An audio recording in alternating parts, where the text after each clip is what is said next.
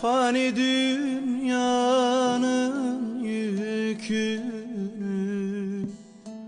çeke çeke yoruldum ben.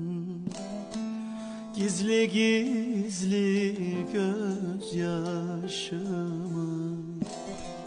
döke döke yoruldum ben.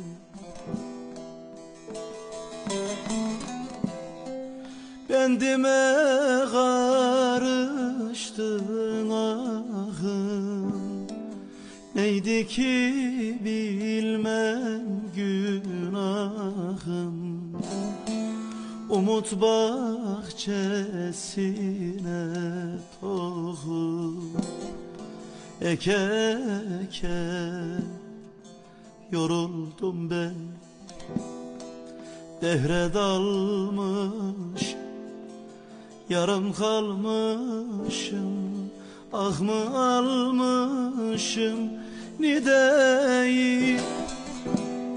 Sussam olmuyor, kimse duymuyor, yüzüm gülmüyor nideyi.